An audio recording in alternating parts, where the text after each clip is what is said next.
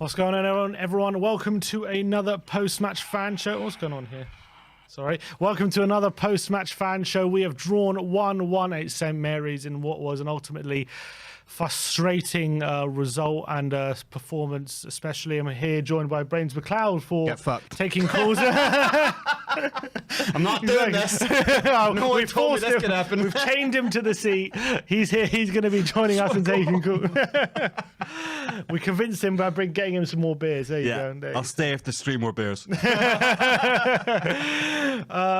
Look, ultimately, it was a frustrating result, and especially given the circumstances of the game, 50 minutes against a team with 10 men, you've got to take advantage of that situation. But was the performance that bad? What's your take on it? Or was it like a terrible performance? Yeah, I don't think it was that bad, but what it really is that it lacks class. It doesn't have. We don't have that extra. And I'm not speaking about Kane, and I'm not speaking about Winks, because I think they showed some real class at certain times today, and Son especially at times also. But we just weren't clinical, and other than you can't play a game against a team, especially when they go in at 10 men who are it's shut everything down. Mm-hmm. You can't play that with only 1 or 2 class players. You need class other places, and from that point, I think we just lacked that oomph. And also, I have to say that I thought Conte made 2 bad decisions, and maybe it's the first bad decision he's made, but I thought he made bad decisions. I thought the inverted wing backs, not when you've got players who can just come on as wingers and hit them, So there was no real threat until maybe the very last moment of the game of a counter attack. I just think we weren't clinical in the final third at the end. Yeah, and I think in terms of the performance, I think structurally, in terms of how we were able to pen Southampton in and create opportunities and half chances, I think structurally the team actually looked quite have an ability to create, and we actually had opportunities. But I think there was just a lack of quality massively, especially when we're given time and space. On the biggest one for me is how many times we're found on the half space, not quite out wide, but not quite central, half space in the penalty area, where we have time and space and we still can't put in that quality. And when teams give you that space, you have to exploit that. You can't allow them to have that settled back four. You got to punish them for leaving that space so open, and we just weren't able to do that. The amount of times Doherty was on the left hand side, I had to cut in and put in a cross, and it just was the quality more often than not wasn't there. Apart from he put in 1 or 2 good crosses. I just felt we had openings and we had chances to win this game, despite the bad VAR decisions as well.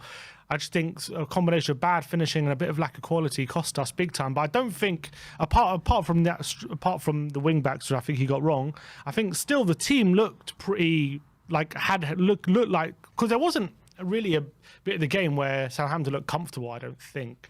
I think they were always on edge. They always had to get things away and make clearances. To the positive of them, to the detriment of us. I'm saying they were played kept on their heels the whole game. Because they had to be. Yeah. But I don't think they were comfortable, but I just felt like we weren't able to create the good quality chances to really test their keeper that we should be creating when they're down to 10 men. But football is a mentality sport. It's confidence and mentality. And the thing is, when you have a good couple games, you're on a bit of a run, and then you come into 2 games back to back, you need mentality monsters on the pitch.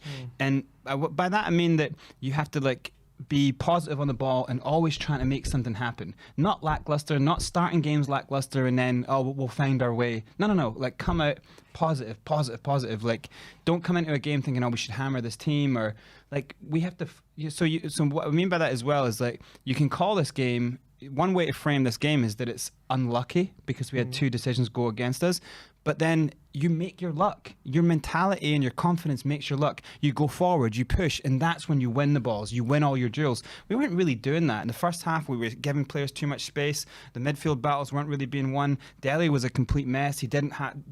If you look at zonal, how you look at a heat map, there's no way he had any control of that side. And then that was shutting down how Emerson could play. He's not going to run off him. He's just not giving him any options out. And then when Lucas came in, Lucas' confidence seemed to be completely gone. His mentality wasn't up, because now he's coming in to a game where we have to make something happen. And it's all up against him. And so when things are up against you, you go, I don't know. Hope I don't make a mistake. Bad mentality. Your confidence is waning if you think like that. And so we need players that are going to be I'm a class player. I'm a world-class player. Give me the ball. You know, like we just don't have that, and that's the class that we lack, and that's why you're going to lose. Or I say you're going to lose games. I guess that's where you're going to not get results. But it'll be interesting to see what the callers think. You know, was it a display where we lacked quality and it was, and you know, we really shat the bed when we're going for the win against 10 men, or was it just a case of, you know, 2 decisions went against us and we missed some half chances and we were unlucky and the performance wasn't too bad? I'd like to know what people think. So let's start taking callers. And also, by the way, let's actually, before we do that, talking about VAR decisions, can we get that picture? Did I send it to you? I sent it in an email. It's on the email. We are Tottenham. Just give us a sec. We'll get out, because this VAR decision, I want to know people's thoughts on this, on the offside, because there was 2 bad decisions, which I think they were both arguably wrong. The first one here, this was Harry Kane. This decision, which I really thought, you know, priority was supposed to be going to the attackers. Look how close this is. And I thought the rule was now, if the lines are touching, then the benefit would go to the attacker. This is millimeters. This is insanity. Absolute millimeters. There's no way that's offside. It's like, if I was playing that, I'd have got sent off. I wouldn't have been able to continue. I would have wanted to kill him. There's no way that is offside to me. Yeah, how is that? I mean, I don't see a gap between the red line and the blue line. I don't know about you. Yeah. Is there a gap there? Most of his body's onside. His arm is offside. But how is his arm advantage? Is his arm touching the ground? Is his arm running? Like, what? Is he was it bipedaler? Like, I don't see how that's offside. I don't understand that. Yeah, it's ridiculous. His arm can't be an advantage. Such a great goal as well. So it's so annoying. This is what we're saying. This is why people say it ruins football, because that whole that play, that move, that ball, beautiful, and then that touch and that finish.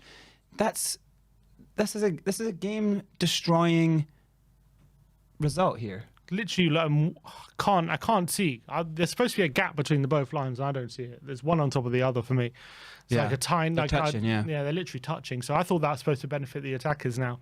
So that was the first decision, which really irked me. And the second one with the keeper, which Doherty was adjudged to have fouled him, which there was no foul there. And didn't even go to VAR. Yeah, I don't know why VAR didn't check it out. A referee got the decision horribly wrong. Keeper made just a horrible error. And VAR doesn't even look at it and overturn it, which I thought that was another horrendous decision. And Mark Clattenburg saying on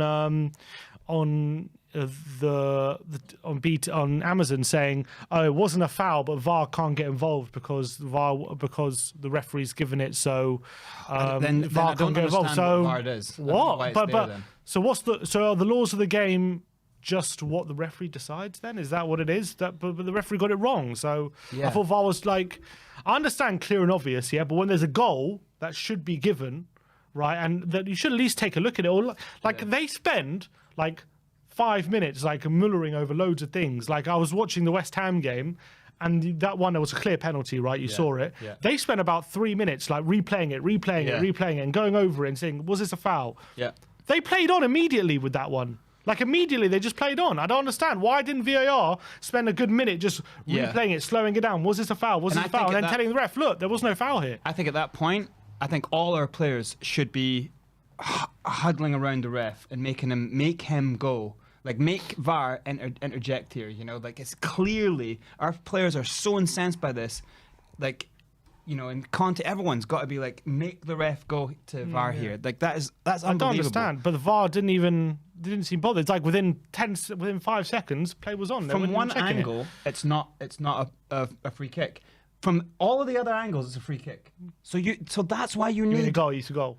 You need the replay, because if I'm the ref running at it, I'm seeing him go forward to the keeper. Keeper drops the ball. Okay, he must have hit him.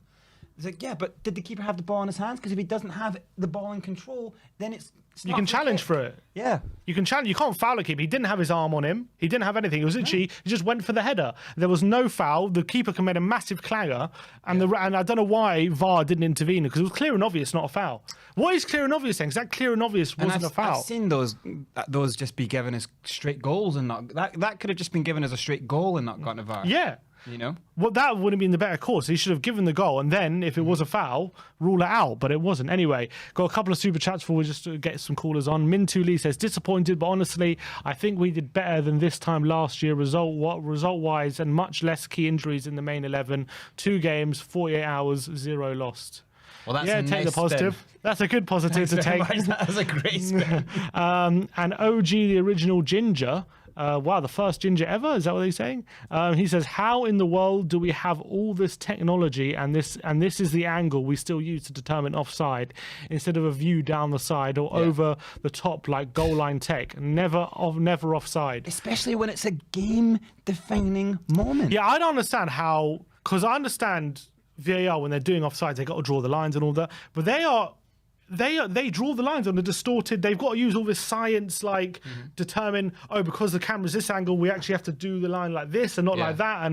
And why don't they have a side camera like on all the way along? Why don't they have that? There's billions and billions of pounds in the Premier League. Like they're not short of cash. Crazy. Why don't they have side-on cameras? That makes no sense. How are they drawing lines where you're not 100% sure? Wimbledon's got the lines that can see where things are out all the way along the side, then how can you not do it? Honestly, it's a Phil Jones weekly wage. You can get it done.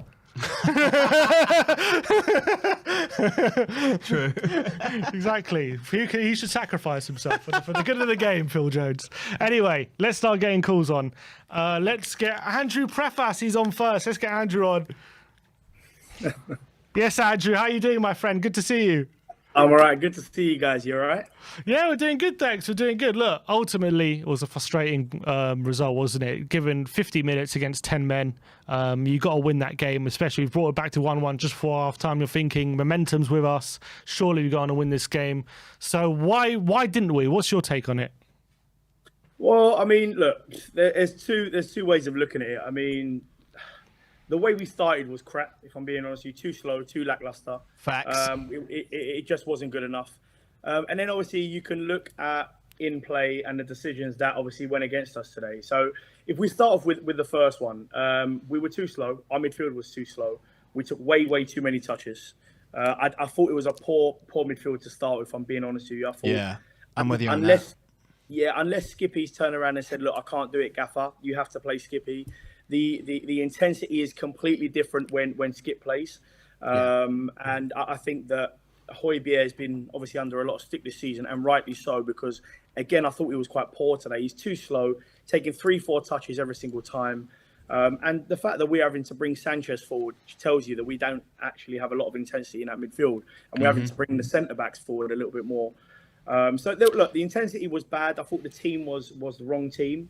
But I have to say that Anthony Taylor, he should feel ashamed of himself. And, he done it all game in terms of the decision he was making. Even the Southampton fans, by the way, were singing, "You don't know what you're doing." So it wasn't just on the Spurs side he made bad decisions. He made bad decisions from that side as well. Yeah. And the moment that the manager got a yellow card and was on his case, you just knew that he was going to give Southampton a couple of bits and bobs. You just knew it. I said it to my brother-in-law. I was watching it around my brother-in-law's house, and we just said, right now they're going to try and give Southampton every little bit of advantage because, Ralph is getting in his ear a little bit. And Brains, I agree with you. I think the Spurs players should be more assertive. They should get on him every single decision. Why is it every other team, they get on the actual referee and we're just like, no, we'll just leave it to VAR. And then every single time that there's a decision against us, we don't say nothing. But because, everyone else is aggressive and everyone else is on the referee, but we're the only ones that actually don't say nothing. Yeah, like don't let them restart the game. One, get on the keeper. Don't let them restart the game. Like just you can get that's what you got to do. Your captain and everyone else has got to surround the keeper, get in front of the ball, and make a nuisance. Like make them see. Like risk a player getting booked or whatever, but you have to make the ref see. This is huge for us. This is the winning point of the game. Yeah. This is a tight game. Like we can't let you just get away with this. Do you know when we looked at that own goal, for example? I mean, the offside. Let's start with the offside. The offside's a joke. That is never offside in any day, way, shape, or form. That is never offside. We got told at the start of the season, if he's in line, okay, it is advantage to the striker. They said that they were going to do thicker lines. And if the lines were touching, it was onside. The lines are not even close because they're doing it to his tricep. They've put it here to his tricep. They haven't even put They're it to trying his shoulder. so fucking hard not to give him that goal. Trying so hard. They've done everything. And the own goal, I mean, someone having a laugh. Somebody telling me that is a foul on the goalie. I mean, what is he meant to do? Not only he's got his hands down, okay, his hands are down completely, but what is he meant to do? Not look at the goalie, not look at the ball. What's the point? You might as well just give the ball to the goalie. That's not a foul. So how is the goalkeeper under so much pressure when he's gone in for the ball like that? Yeah, exactly like that. He's gone in like that. He's not going in like that, and he's got a hit to the ribs, and he's dropped the ball. Exactly. He can't be made to drop the ball there. He's gotten the ball into his, and it goes through his arms. It just goes through him. So how is VAR not checking that, Andrew? Yeah, go on. What are you saying? The only what I was going to say is, when they look at that goal, it can't go to VAR because the referee's blown the whistle. He wanted to blow that whistle so quick because of what's happened in the game with Southampton. He didn't even give it a chance to go. Sorry, to VAR. he blew the whistle before it went over the line, did he? Yeah, he blew the whistle before the ball even went in. If that's the case, then they can't. Yeah, they VAR. I see. The reason why VAR cannot get involved. He done it on purpose. If he does not blow the whistle, that goes to VAR. It's a Tottenham goal. There is no way. Even Clattenburg turned around and came on and said, if it was at VAR, they're looking at a foul. There's no potential foul. It's a goal. So the referee has done everything he can to make sure that nothing goes to VAR. Everything. I didn't realize the whistle went before the ball went over the line. That makes more sense. And that makes sense. Like 100% correct there. Like how he's blown straight away before. He would have been ready to blow as soon as.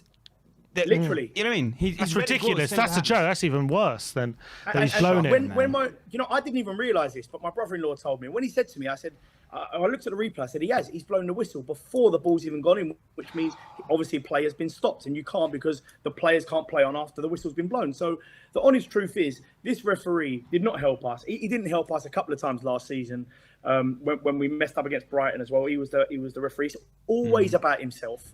The guy. Oh, was that the guy? That Brighton one was one of the worst I've ever seen. That's one of the worst. Wow. Oh my god, that's terrible. God. But apart from VAR definitely, I think, or the referee screwed us over for those two moments. But in terms of our performance in the second half, did we create enough to win the game? Did you think? Were we unlucky, or was it just like a lack of chance creation that cost us? I thought we created enough, Sim, but I thought that the balls that we were putting in were not good enough. I mean, at the end of the day, every single time we're going wide. We're too slow to put the ball in. Royale comes back to Winks. Winks goes back to Royale. What's the point? If you've got the angle, whip it in and then try and find it early doors. There's no point really waiting and doing another 1-2 so they can get in line in their banks of fours. At the end of the day, if we are pushing forward, just press the line and put the ball in the box. That's exactly what we want. And every single time, by the way, we waited, the keeper came and caught it every single time. So we do need to be a little bit more quicker. We do need to pop the ball in earlier than what we were doing it today. I think that the wing-backs, I agree with Conte. I think we need another right wing-back, I have to say, because... What did you think of the inverted wing-backs? I didn't like it. I didn't like it at all. And I thought Brian Hill do it on that side and then going on to the other side. He doesn't look comfortable on the left-hand side. And every single time he's on the right-hand side, he's going on the left foot because he hasn't got a right foot, really, if I'm being honest. So I didn't like it at all. I thought the fact that Ndombele didn't come on, that says a lot about his career at Tottenham's done. I've heard a few bits and bobs about Ndombele, which I was shocked at this week. And I haven't told a lot of people, but a friend of mine does his garden and he does clearances at his house. And he came into the gym the other day and he said to me, Andy, you never guess what? I said, go on. He said, I've just done Tanguy's house. And he says, his bins are full of McDonald's. I'm not even joking. Come on. No, honestly, boys. Serious? I swear to you, it's a friend of mine from the gym and I see him every single day. And he goes, Andy, I took a picture, he said, but I can't send it to you. Right, but you know what? I don't care. Jake, clip it up. Like, there's your title. Tanguy's bins are full of McDonald's. Clip it up. And the thing is, he's a big Spurs fan, this guy. I won't say his name, but he's a big Spurs fan. He was so annoyed. And I said to him, why are you so annoyed? He goes, honestly, I opened his bins to obviously do the clearances. It was Deliveroo. That's all it was. He goes, I'm stop. Like, it's incredible. I just don't know. You know what I mean? So it looks like It's amazing. You can't be trolling, Andrew. You have to be trolling. I swear on my life. You have to be. You have to be. This is facts. This is London football. This is. What toys has he been getting? What's that? You've got to be looking for bank statements to be going in there. honestly, boys, the fact that he just can't get in the team. Have they been large meals or medium? Mate, they're definitely large. They're definitely value meals. 100%. Next time he's going in the house, see if his bags are packed. You know, see if he's got his boxes. Honestly, the bags thing is, packed. I'm not even joking with you. My mate was so angry because he's a big Spurs fan, this guy as well. And he's like, I don't get it. The guy's on so much money. He can't break into the first team. No wonder why he can't do 90 minutes. He's on McDonald's. That's his fuel. Maybe he shares a bin with the next door neighbour. No. I can tell you the name of the road, which I won't do. But he lives in a 5-bedroom house on his own.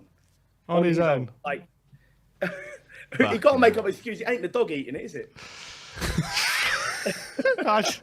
Look, we can't verify any information here at We Are Tottenham TV, but there's the rumours. Those are the rumours. You heard it here first. They're not rumours. I've seen the picture myself. It's not a rumour. It's the thing is, the scary thing is, it's totally believable. The thing is, we always joke about him eating McDonald's, but we never actually think it might be true. When they thought, surely he earns 200 grand a week. It's a lot of McDonald's on 200 grand a week. I tell you, he has got a platinum membership at Deliveroo. Let me tell you. I'm telling you. Brilliant. That is amazing. That is brilliant. Look, classic. Andrew, that's a great little nugget of information. Never thought I'd laugh this hard after that result. All right, you've cheered me up. You've cheered me right up, Andrew. You've cheered me right up. We've got to take one on the, on the chin, and we just got to move past it. We take the point, and hopefully we get that win against Watford. Is it just, for you, is this just a step back today, or do you think it was actually a step backwards by what you saw, the performance-wise? Look, of course, we needed the 3 points, 100%. And it was very important to get that for the top 4 race. But also just to put a marker down on teams as well, because a lot of teams have been beating Southampton quite easily. And I think that to put a marker down, I know that Antonio has done so well since he's come in. I think that it was an important 3 points, but that just makes even more importance for Watford away. We have to win that game. It's as simple as that, because I think we've got Leicester away after that. Is it Leicester away? So I'm not too sure what it is. So then, we need to get as many points as possible, because a lot of teams are dropping points. Man United are dropping points.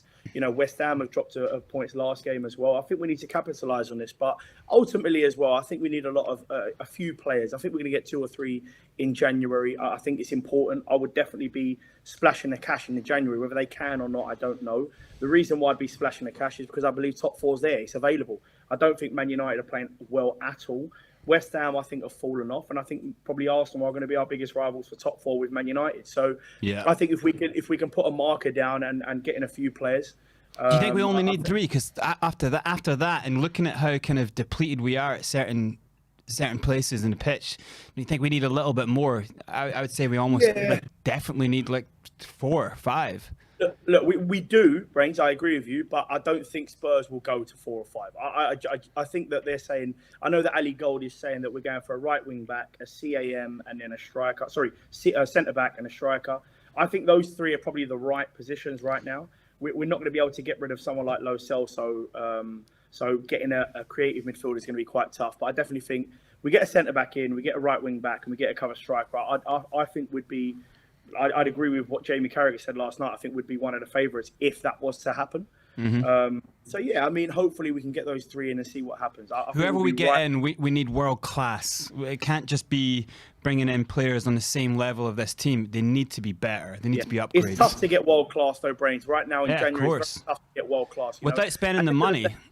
Yeah, no, definitely. I mean, I would definitely go for Vlahovic from Fiorentina. They've already set the price, by the way. For a team to set the price at 70 million euros before the January transfer window. And his agent wants him to come. He wants to come. Yeah, it's just pay the money. Just pay the money. Look, 70 million euros is 59 million pounds. I mean, you could probably get him for 50 million quid if they're already setting it at 70 million. We bought a guy for more, and he's giving all that money to bloody McDonald's. Exactly. I mean, look, all those Deliveroo, if we saved a little bit of Deliveroo money, we would have been right up there. I'm still cracking up at that, honestly. Oh, look, Andrew. I'll tell you what I'll do. I'll I'll send the information into the WhatsApp group so you boys believe me. All right. All right, I'll look. I'll see what I believe. I Seeing is trust you. believing. Nice one, Andrew. Look, great That's call, mate. Thanks always for a calling pleasure, in. man. Good to see you No as problem. always, and we'll speak to you very see soon, you man. Take care, dude. Cheers, Andrew. Take care, man. Bye-bye. Wow, that was What call? breaking news. Breaking news. Actually, These bins full of should we put a Mickey poll D's. out, see if people believe it? Let's do it. I'd love to see you. I Honestly. think it'd be like 99. Isn't Dombele's bins full of Wow. Oh Here my first, god! folks. Surely. Oh, that's too much. That is too much. All right, let's bring on the next guest. Let's keep going. Wes the King, Sir Wes. How's it going, Wes? Yeah. How you doing, my friend? I'm all right. I'm disappointed in this game, especially with referee calls, the way the players played, the lineup. Just let me. I'm gonna go ahead and go on my rant a little bit. Now, Go for it. Okay. Well, first of all, Royale, I don't think he doesn't. I think we don't found out what his limitations are. He doesn't have the technical ability to play within a finite amount of space. He needs like all the space in the world for him to even be any kind of effective for us. And that showed today because he was getting pressured throughout that first half and had no technical ability to really beat his man at all. That's why he needs like so much space. He needs like no one in front of him for a mile before he's going to cross the ball first time, you know? Exactly. And that's why Conte put Hill right there, because Hill, one thing about him, he has the technical ability to do it. He showed that like his first touch in when he crossed the ball in the box and went straight to Son's head. Son just missed it. But that was but that's the reason he put him out there, because even though it was inverted and that's not his position, he didn't have nobody else on the bench who was kind of capable of doing what Hill could do, at least technical, except for if it's Lucas Moore.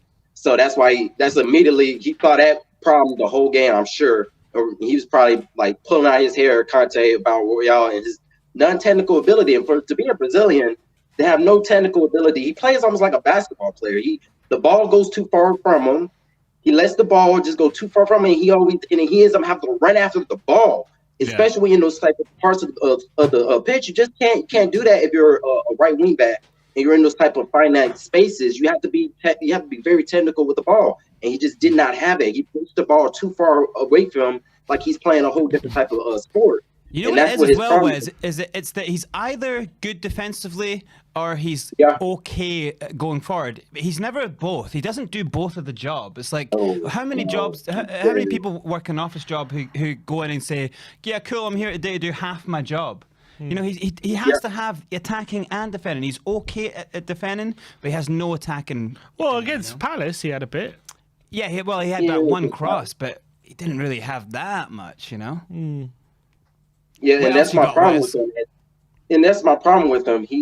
It's just that he'll be good defensively one game, be good offensively in another game, or be bad at both.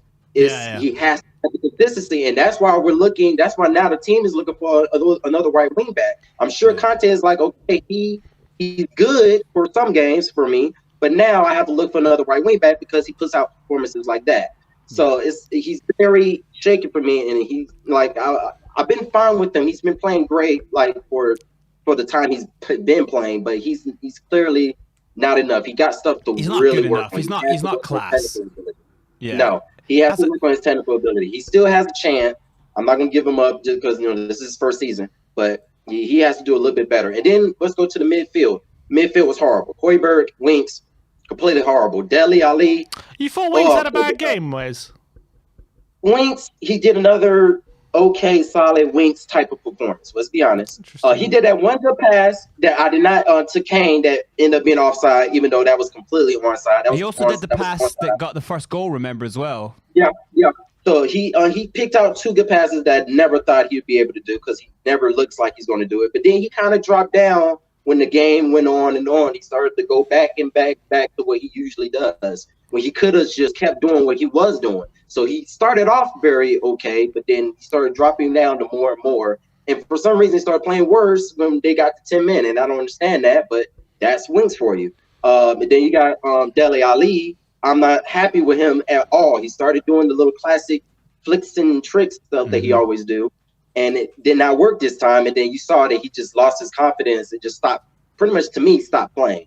He wasn't running hard enough. He was off the pace, yeah, in every way that you could be as a attacking midfielding player, he was off the pace. He didn't have strength, so he was getting outrun every time. He didn't press anyone. He wasn't giving anyone an option. Absolutely no reason why he should stay on the pitch after 45 minutes. Yeah, he was always 2 steps behind, maybe even 3 or 4 steps behind his the opponents. They were going past him like it was nothing. And then now Royale and Sanchez had to make up for it because he just wasn't in his spaces. There was times when on that right side that he was on, he will be all the way inward and not be somewhere in that mid-level field, and that gives them space, and then that'll make Royale and Sanchez have to move up and move out of their positions because his job is to cover that space, but then he had to have somebody else make up for him because he's 2 or 3 steps behind. And he's Mohamed Raza, super chat from Mohamed Raza there saying that Winks was probably the best midfielder today, and I agree with that, but that's not really saying much though, because we didn't seem to have that much today. Would it be better if Skip was there, winning the balls and giving like the confidence on to Winks to put better balls through the whole time? Would it be better? Do you think just Højbjerg being a little bit lackluster, maybe a little bit overplayed? Do you think he was maybe the wrong pick as the CDM today? He probably was because he was 2 or 3 steps behind too. And I understand that they played the game probably 48 hours ago, but I don't think Højbjerg did Højbjerg play. He did. Sunday? He played 80 minutes. Yeah. I can understand that. They just played a game a day ago. So I understood we're going to have a little bit of heavy legs. It probably wasn't a whole lot of training yesterday. Not as hard at least. But still, when he put you out there because he believes that you can still put out something. And when they went down to 10 men, we should have been battering the heck out of them. But really, if they never got that red card, we would have lost this game because they were they were on our side of the field, our side of the pitch the whole first half. They were killing us. And sooner or later they were going to pop in another goal because of that number 8.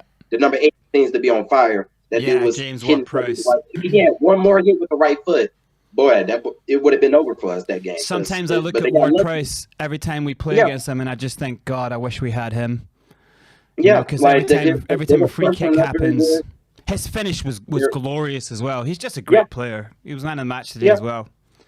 Yeah, and they just kept pressuring us.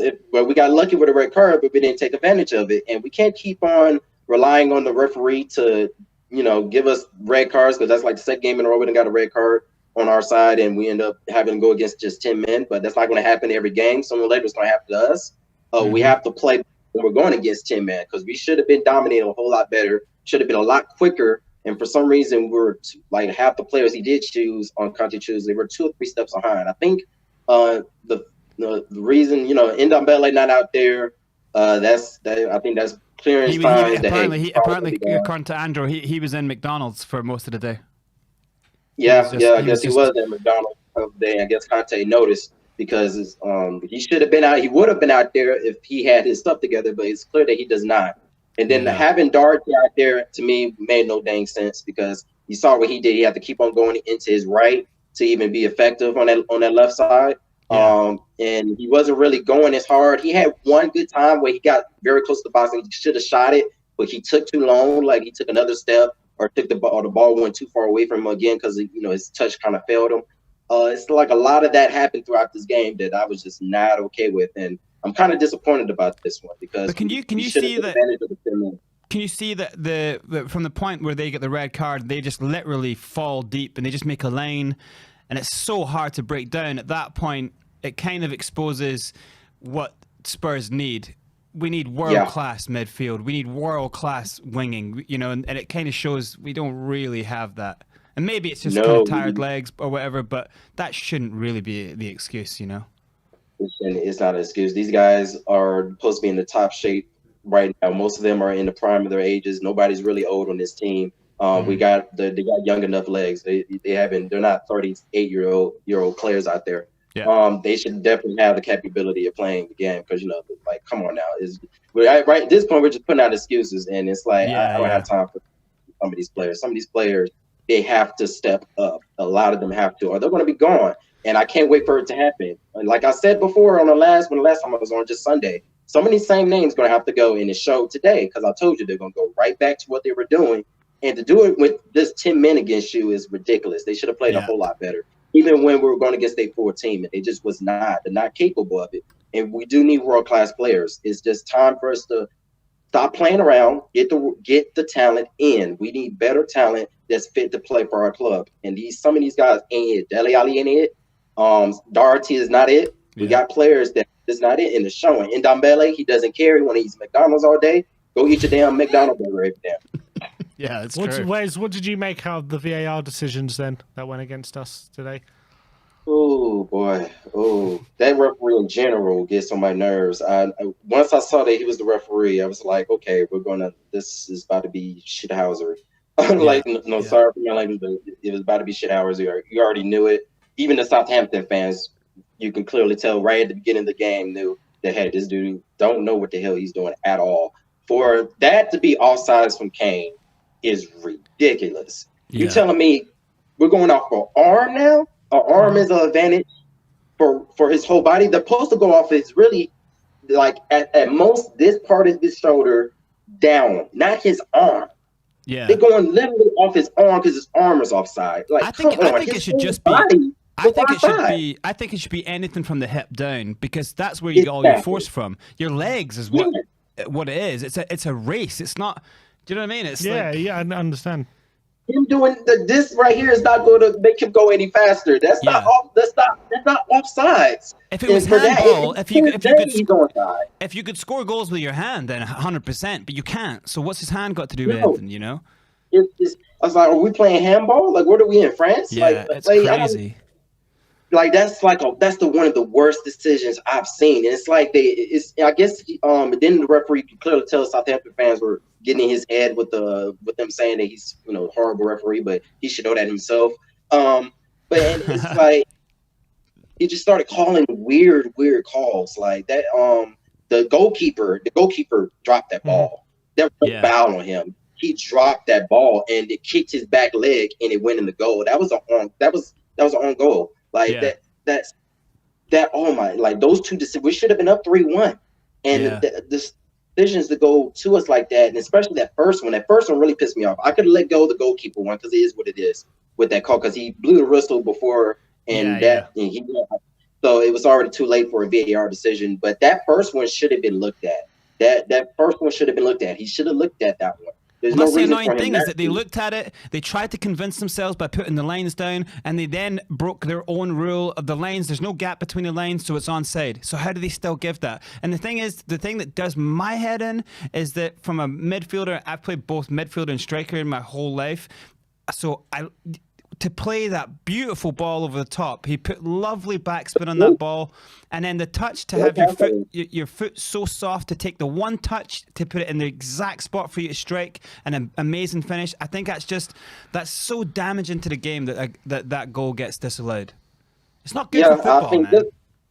If this keeps going with this VR situation all the way to the World Cup, and say this happens in the World Cup next year, they're going to be problems, because some of these fans from these countries, they do not play about this.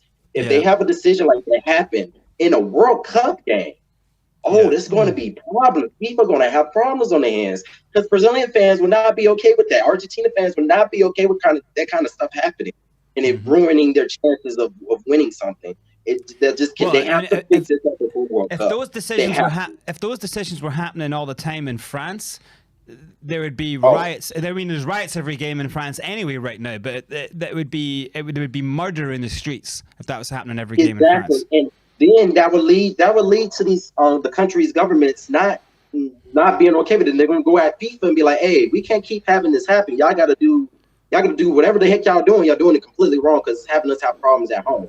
And you can't have that lead. They have to have a structured rule. They have to have rules in place structurally that's correct. Don't do this and hurt the game like this, because a lot of people already didn't want VAR to start with. Yeah, so and it's not improving the game. It's not really improving the game. If you can't be used for those two decisions properly, what are you doing? You're not really improving the game, are you? No, and they have to be consistent with it. The rules have to be consistent. That's all I have to say about it. Yeah. All right, Wes. Well, it's good to see you, mate. Good to speak to you, and good to get your views as always. Another great call. And hopefully we'll speak to you after a win, but we'll speak to you soon. Oh, we're gonna win. I'm not too crazy about it. Hey, we didn't lose. That's what I'm happy about because it looked like we were gonna lose, but how the first half was going. Conte was able to we kept that at tie. He's still unbeaten. Let's just keep it going. I know he's gonna have his team fixed up. I know he's disappointed. You can tell by his face he's disappointed by this game. He doesn't play. He does this type of games that you take advantage of, and he knows that. So I'm sure. I don't think this is a step back. We're gonna keep going forward. He already knows what he has to do. All right. Positive words. Nice one, Wes. Good to see you, mate. End. Come on, you Spurs. Come on, you Spurs. All right. Let's get on another caller and let's get on Adam William Cahill. AWC! In the house.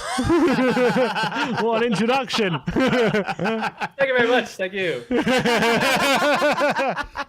How you doing, Adam? You right, Adam? Tonight Show intro. Thank you very much.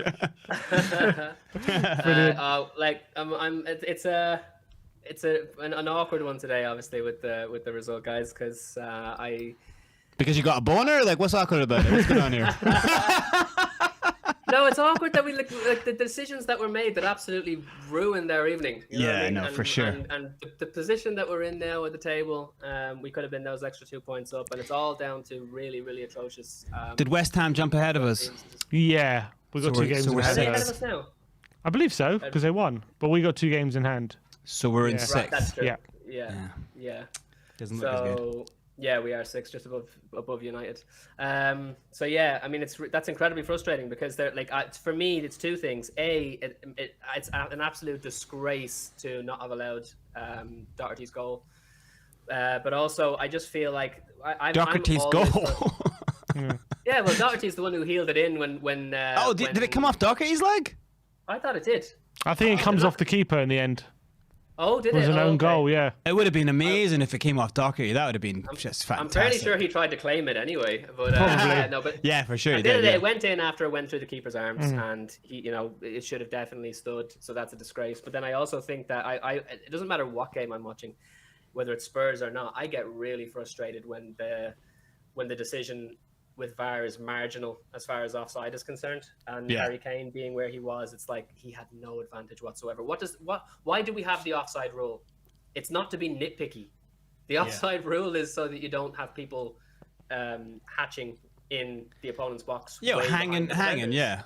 yeah. Yeah, we say hatching in Ireland, but okay, hanging. So yeah, it's really frustrating that when that's not what Harry Kane is doing. He's literally basically directly in line with the last defender, and he doesn't get to to keep his goal.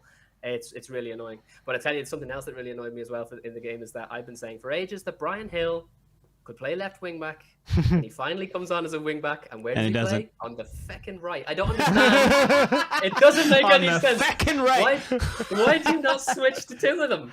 Like Doherty was definitely struggling out there on the left because every time he had so many shots on goal and he was trying to hit them with the outside of his right foot. Because he can't do it with his left.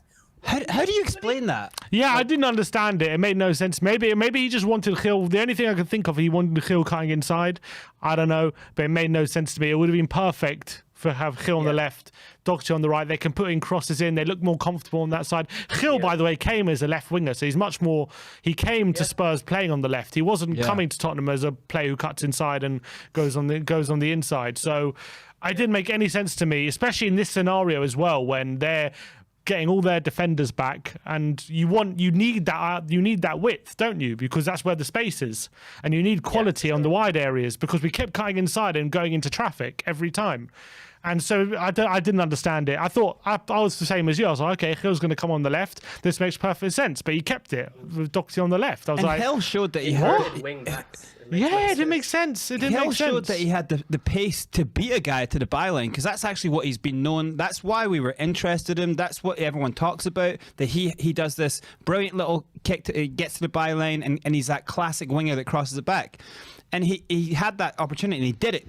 On the right, but it's like then his cross was so weak because you can see his right foot's so limp compared to his left. It's like just flip them across. Yeah. Yeah, it didn't make any sense at all. Now, I'm not one to question Conte. I've been saying in Conte we trust all this time. So I think he did make a mistake at that point. But the fact of the matter is, we should have won that game regardless because we were robbed. You know. Do you think Adam? Do you think the lineup was a mistake? The first half lineup. I don't in the sense that you do have to rest players. He rested Sonny for a while in the last game, and he only came on for 30 minutes. Obviously, this is tactical. You know, we don't have a very strong squad. A lot of them are incapable. Even Tanguy can't even play 90 minutes. Do you know what I mean? So he's still in a food coma. Yeah. Yeah, so you do have to make sure that you're rotating players, that you're resting guys, and I think that was the intention going into this game. You know, give Moura a little bit of a break. So I don't question him on that. I think the only thing that I think is crazy was the wing back situation, and then we would have won the game. We would have absolutely won the game if the referee wasn't. You don't think Dele should have gone off at 45 minutes? Maybe, yeah, maybe there's an argument to be made for making a halftime sub, sure. But I definitely, I think resting Moura for the first half was a good idea, just given that you got to do it, you got to rotate, and.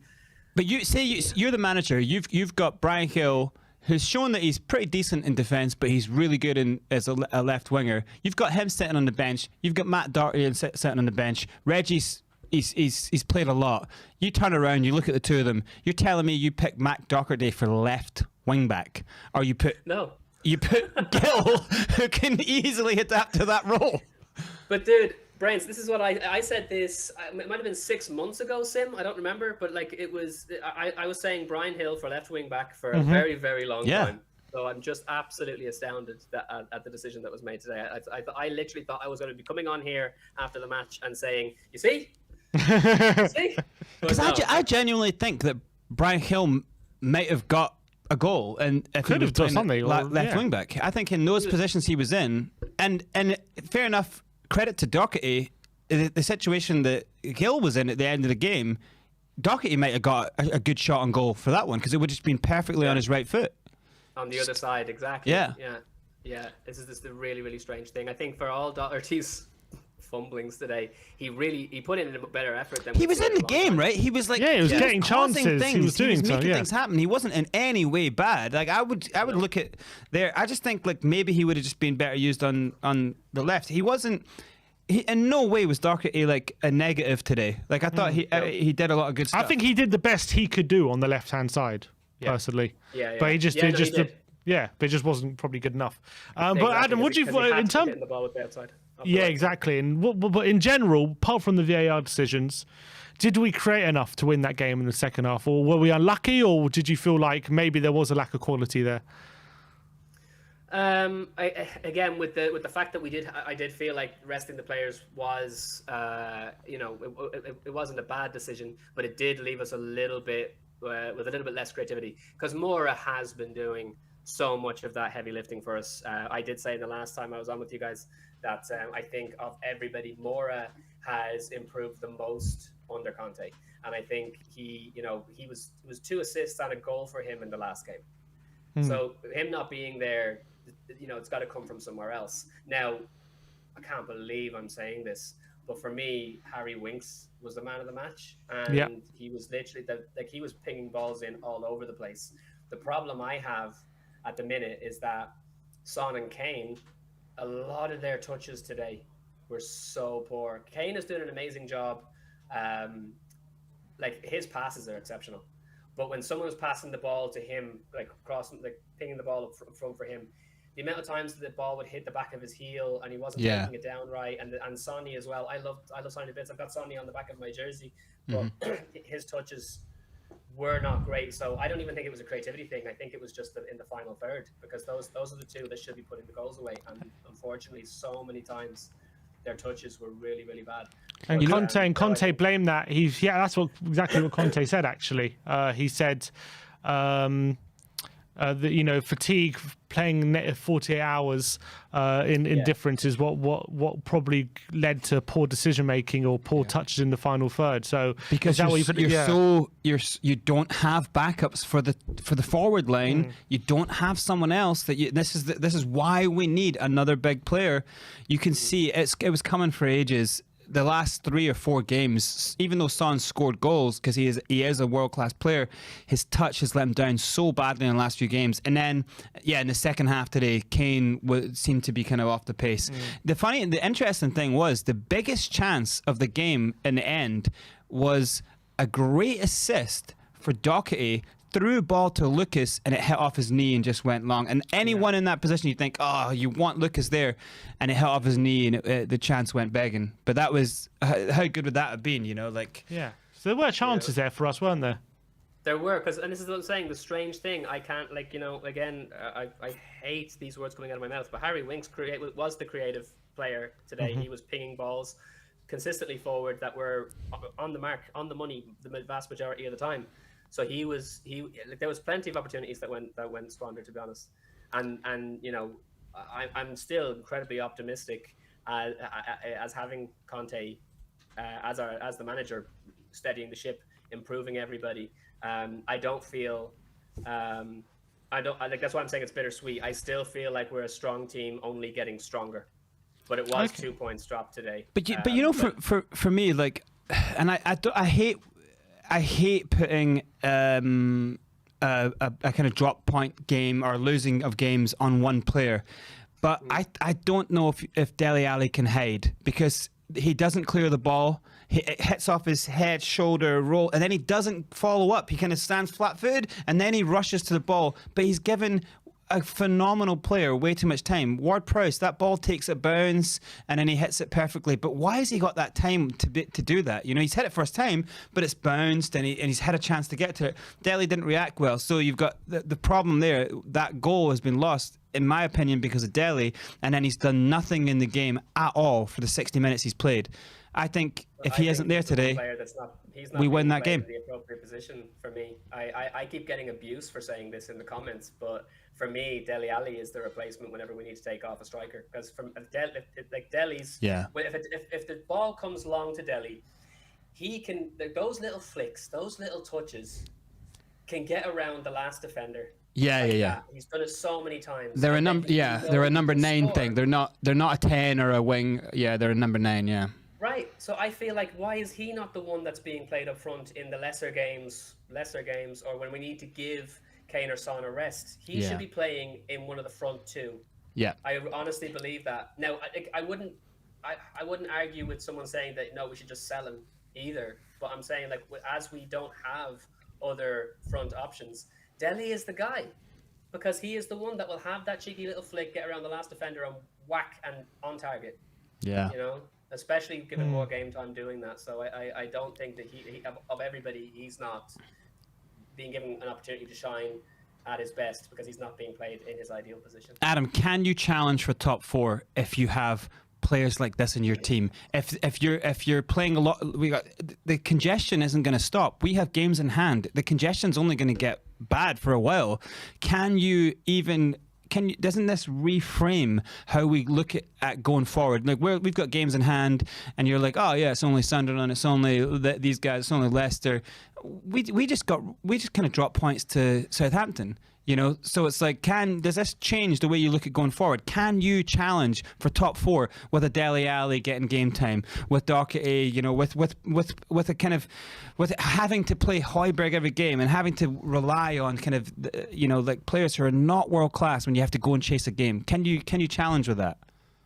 I think it is possible if Conte learns from, if we're not being ridiculous in what we're saying here, just commentating.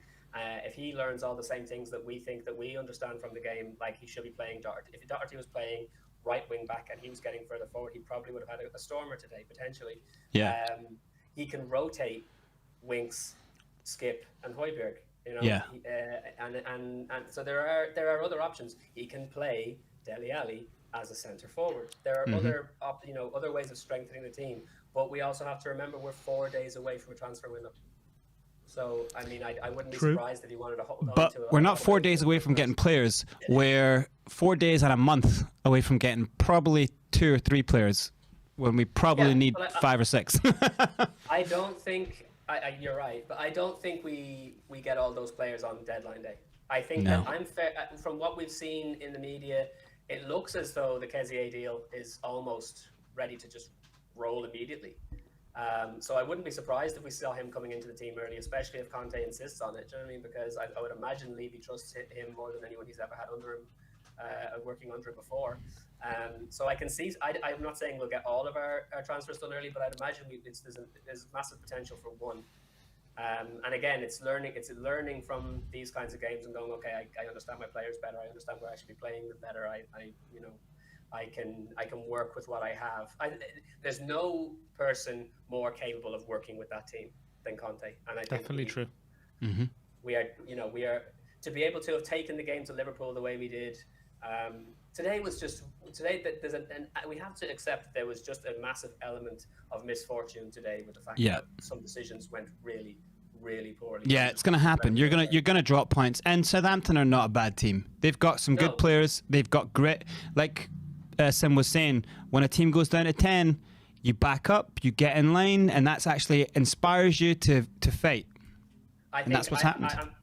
My immediate reaction after I can't remember the player's name, but when he got the red card, my immediate reaction was, this is probably not good for us, even though we're getting the penalty now, and obviously Kane's going to put that away. My immediate reaction was, now they shut up shop and we come away with a draw. Yeah, because the best thing about Southampton when you play against them is how open they usually are. They usually play with a lot of risk. And as soon as they go down to 10, all that risk disappears. They shut up shop and, as you say, they defend. And if it was 1-1, 11-on-11 going to the second half, they're still coming out. They're still trying to attack, aren't they? They're still going to try and go for another goal. And that would probably leave more space for us. So it probably did hurt us, actually, that they went down to 10 in a weird way. And they were playing with a 3 at the back as well, so we could have exploited them on the wings more if they were coming forward and we were able to get around them, but that didn't happen, and so we were in the position of we got to say that especially in those last 20 minutes we were battling for that last goal. We were battling for to put it to bed. It wasn't as though they sat back and did nothing. There was so many attempts on goal. We were really, and it was just sometimes you don't have to rub the green. And again, that stupid referee making those decisions. So it wasn't our day today. But are you happy about Kane 3 games? Oh my god. Is Kane back? Is he back? I'm sorry, we're seeing an image. I'm not sure if anyone else can see it, but it's absolutely class. It's pure class. But you might not be able to see that. Are you seeing it now? Are you seeing that? Coming soon to WeAreTottenham TV. That's got to be the thumbnail for Andrew's clipped up part. But if you think about it, rather than selling a Winks and Deli, you sell a non-belly, you're going to get significantly more money. That could pay for the entire campaign going forward in the second half of the season. Yeah, that's what I was going to ask you if you were happy about the kind of the what we're going to talk about is obviously the 1-1. That's the kind of headline. But Kane's 3 games, 3 goals. Like, are you happy with that? Kane being back? Yeah, I think at this stage, he's definitely got his scoring boots on. Like I said, I do think his touches at the moment are his finish for the second goal that's what you want. That is what you want. Superb. Yeah, exactly. So I do think, is it it's 3 games in a row now where he's putting one away, even though he's been denied. Yeah, I'd say Kane is back. I would just say that you still need someone to give him a bit of time off here and there. We still really need. I think you bring a Vlahovic in or someone big, a world-class player in there, and they can all play together, but also they can give each other a bit of time. Like the fatigue thing, can you imagine being Kane right now and Son? It's kind of not really right, to play these amount of games, to start every single game, to not be able to take a break. You get 30 minutes off and that's it. That's your rest period. It's kind of insane. And I've thought since the summer that it's also very toxic to have a mentality in the team where you have to rely on one player. We're not the Harry Kane side. There's a few other different podcasts that I watch where they're talking about it's the Harry Kane team, and these are Spurs players. I'm like, lads, you are embarrassing yourselves because we're not the Harry Kane team. As much as he has done a serious amount of heavy lifting, we're Tottenham Hotspur. It needs to be it needs to be very clear to all the players that you don't rely on Harry Kane. You put in 110% when you go out there, and you're not just looking for him. You're looking to do your best. But Adam, when you haven't bought world class in every position on the field, and you're only really relying on Son and Kane, it's gonna end up being that, you know. And then when yeah. You know, but we also have don't discount the fact that Hugo Lloris is still world class as well. It's not as though we only have 2 world class players. We have 3 world class players, potentially Højbjerg as well, if you want to count the fact that he was rated number 100. So there are other world class players there. So where was Grealish, Kessie, and Vlahovic in the top 100? I don't know. I didn't see it, actually. I don't have the whole 100 memorized, unfortunately. You'd imagine that Vlahovic would be in the top 20, having the goal to game ratio he's got right now. It wouldn't be that high just yet. You don't think so? Not just yet. Breaking the Serie A record for goals in a calendar year. Yeah, but he's have a lot more experience. That's what I think. Most likely, yeah. Anyway, Adam, look, it's good to see you as always, my friend. Got plenty of other guests coming on, but look, great contributions as always, mate. If Adam's gone, I'm gone. That's it. That's it. Brains is off.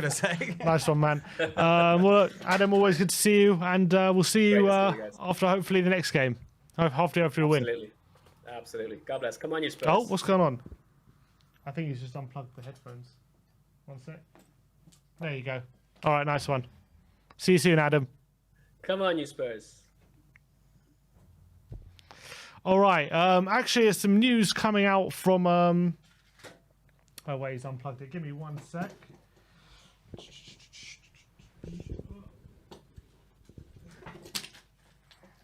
going on here? He's unplugged my headphones. Oh, brain's causing havoc. Even when he's not in the room. All right, there's some unfortunate news coming from Conte's press conference. He said on people asking why Steven Bergwijn wasn't involved today, and he has said Bergwijn is injured. During the game against Crystal Palace, he felt a problem with his calf, and together he is injured with Lo Celso, Romero, and Sessegnon, and they won't be back for the weekend. So bad news there on Steven Bergwijn. Another option going forward, which we will not have now going into the weekend. So more pressure on the front three. That's not good news, but we move. Let's get on to the next caller. We had Will Stewart, but he has gone offline. We'll get him back on in a sec. Is there someone else lined up? Oh, we do have Will. Yeah, get him on in one sec. We'll just saying Steven Bergwijn injured. Conte confirmed. Oh, really? Yeah, and he said him, Romero, Lo Celso, Sessegnon all are out for the weekend. What were they out partying over Christmas? I don't know. I have to check their bins. We'll have to check their bins. Andrew, if you can get your mate on there, please. It's going to become a thing now, mate. We're like bin Bielsa checker. Investigations. Yeah, it's checking bins. So funny. All right, is Will ready? Yep. Okay, Will. How you doing? We've got you. You can't see me? Can you see me? Can you see us? Is he all right? I can't hear him. He can't hear us. We can't hear him. We can't hear. Are we muted? Something's going on. I can't. You unplugged the headphones when you walked out. Something happened to them. I don't know what's going on. But I don't think that was the issue there. Well, let's see if we can get someone muted. else. People would say if we were muted, wouldn't they? I think we have sound. Let us know in the comments if we're muted. Anyone in the comments there? Can you speak, Will? Can we test it? Can you speak, Will? Give us a test. Can you hear us? He can't hear us. I can't hear him either. I can't hear him. He's saying something. He's saying, I don't know what he's storing. I don't know what he's saying. The chat's saying they can hear us. Yeah, we're not muted, but there must be something with Rendezvous. He can't hear us for some reason.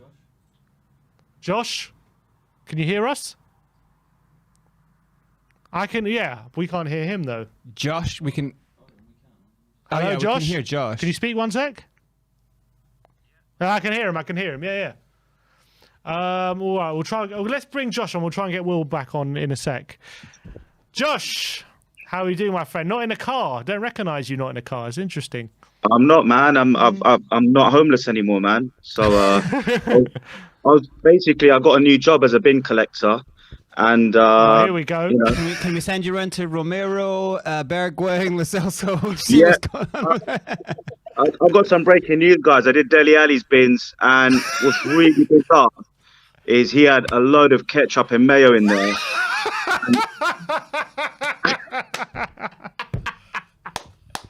And a load of shit. Wait, you're not Andrew's guy, are you? Oh man, yeah. I mean, conspiracy theories, man. Just be full of condoms. Do you know what? Don't spread it, man. Because literally, like, I wouldn't be surprised if Tanguy had flipping KFC, McDonald's, Burger King, you name it. I bet he's got all of it in his bin. Talking of Tanguy, he should have come on.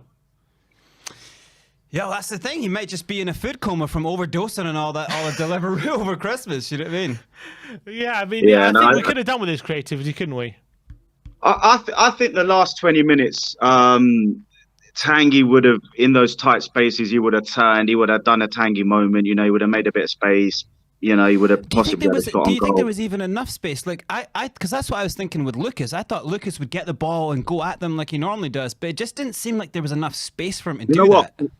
We have to give Southampton credit. They've beat West Ham 3-2. They were organised, or in our faces for that first half. We couldn't deal with their press. We couldn't work around it. You know, a lot of credit for, you know, we were away for the first time in a long time. It was a difficult game. The atmosphere was a 12th man. I don't know if you guys could hear it through your headphones. The 12th man, the Spurs fans gave it some as well. But the atmosphere in there was mad. Yeah, Saints have a strong crowd. They have a really strong crowd. Strong home crowd. And, you know, credit where credit's due, you know, they didn't give us space. They've obviously watched our previous games. They've seen how Conte sets up. They've seen how, you know, Son, Moura, obviously Moura wasn't there in the first half. Reguilon, Son and Kane, they pretty much nullified us. You know, we had a couple of chances, obviously the goal for Son, but I think they've done their homework on us. So credit where credit's due, man. Southampton pretty much made it a nightmare for us, but we didn't help ourselves. And Conte's subs and some of his selection, I don't know why he started Dele Alli. Why are we tired? We were off for 2 weeks. I don't know why we're tired. I understand playing 2 games in 2 days you might get injured if you're carrying a niggle. But as far as I know, Lucas Moura wasn't carrying a niggle. Yeah. So why not start him? I mean, these guys have had a little break. Maybe I'm being a bit harsh, but I know they're footballers and, you know, forget the money they're paid, they're human beings. But I just don't know why we didn't wrap the game up and take Lucas off. Why we didn't just get the result in the bag. We could have been 2-0 down within half an hour, man. 100%. That's what I was saying. Like, start Lucas, take the initiative, because a lot of the things that were happening when we were trying to get out, we were going to Dele a lot, and he just didn't have anything. He didn't have anything to do. He constantly going back. He at one point he got down in the corner and he was trying to do a little dribble thing, and it was so bad. It was like, dude, you got nothing.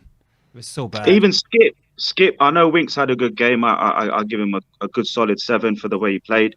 But we missed a bit of Skip's guile, I think, as well. You know, Winks' defensive side, it was okay. But I just think Skip and Pierre have that telepathy that, you know, they've been playing together a very long time now, and they pretty much the whole season. So I don't know if Conte disrespected Southampton or he thinks we're better than we are. But I think Conte has to take a bit of blame for the selection. Look, you got to rotate your squad, man. It's part of Premier League football during Christmas. You know, you have to, otherwise you will get injuries. But we have had a break. We've had 2 weeks off or whatever it was. So that should give the players enough legs to get through this kind of couple of weeks where... Do you think he's been done by the shop window performance of Dele? You know, like, we're going up against Liverpool, who are normally like one of the best high pressing teams, and that's kind of what Southampton like to do. So he's thinking like, oh, Dele played great against Liverpool, and then today Dele just doesn't turn up at all, and he's kind of like he's been And sold. that's fine. That's what a manager's job is in his first season, to find out what his players can do in different situations, and you expect them to turn up, but then you wheel them off at half time. You do a Jose, you do a big Alex Ferguson call, and for me, Dele offered very little, and you could see that part of the pitch, that left bit, was where Southampton were coming down that side, and Dele was a second too late to everything. He was trying, but he was just a real kind of square in a hole, man. He wasn't even fluid with the team, as far as I could see. He didn't look a part of that team. Whereas you look at Newcastle weren't great. They were pretty average as well. Obviously, not Newcastle, sorry, Crystal Palace with a man down were average. But Southampton with a man down, credit where credit's due. They got compact. They made life difficult for us. We should have won the game. Any Premier League team going for the top 4 away from home to Southampton would expect to win in the second half when they're playing against, a man down. And obviously VAR didn't help us. I mean, I don't know what that Harry Kane goal. It's a shame, because you think the benefit would go with the attacker to make the game more entertaining rather than make us boring. We're turning into snooker. This is like snooker now, man, drawing lines everywhere. But you know what? I mean, we Conte has to take some blame today. He's not a god. He's not a god. I think he's made some mistakes. He's still trying to build up the trust. You can see he doesn't have full trust in certain players. You can see, like, at times like this, when he's got 2 games back to back, you can see he's just kind of like, he doesn't really have full belief in players. You can see he believes in Højbjerg, because Højbjerg's like a team guy. He's like I'll die for the team, and that's what he sees. Like, I think you're right. I think even if you just give it a first half, if he starts with like Højbjerg and Skip, and then Winks as the attacking midfielder in a 5-3-2, then that may have actually worked, and then just have players running off Winks. Reguilon taking him off, was that the right decision? Now, obviously, some managers play their best players on yellows. Reguilon's been one of our best attacking threats at the last minute. He just comes on from that left-back role. I know he was up there. I mean, Kyle Walker's, by the way, what a game Kyle Walker-Peters had. What a game, man. Probably their man of the match. Yeah, and him and Reguilon were having this tussle the whole game. Great entertainment. And I can see why Conte took him off. But when you replace Reguilon, you lose the attacking threat. They're man down. It's like a chess game. You got to outmaneuver them, not go kind of neutralize. So for me, taking Reggie off, you then have to bring on an attacking threat, because he is our attacking threat down that side when we counter-attack him. So for me, we lost the Reguilon late run, which Sonny loves behind him, and Kane loves it as an outlet. Yeah. So it was all a bit mishmash for me, man, and it kind of found us out. What did you think of the inverted fullbacks? So we just Hill on the right, Doherty on the left. Why didn't he just switch it? Again, why is Gill on the right? Why is Brian Hill on the right? Brian Hill is left-footed, right? Yeah. From what I know. Yeah, he's left-footed, man. And the amount of times we got the ball, he's a winger. The amount of times we got down the wings with space, and Southampton were a man short. That's where you want, Pierre, Kane, maybe an Eric Dyer or Sanchez coming in, leaping over for a cross, getting ready, which is where we've scored a lot of our goals from recently, from crosses. So why that wasn't sorted out? I think Conte's been on the McDonald's, man. I think he was in a food coma that second. I don't know what he had for half time, man. He must have had a Deliveroo coming, because Tanguy must have given him the black card, because I don't know, man. Some of those decisions were a bit not Conte-esque. I don't know what they were, but look, they were very strange.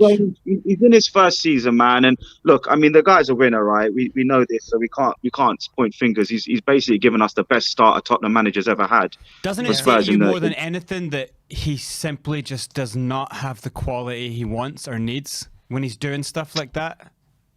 I know, but today there were some easy mistakes. Like, I don't mind a good quality mistake. You don't mind a manager making a fine line bad decision, because those you can say, right, fair enough.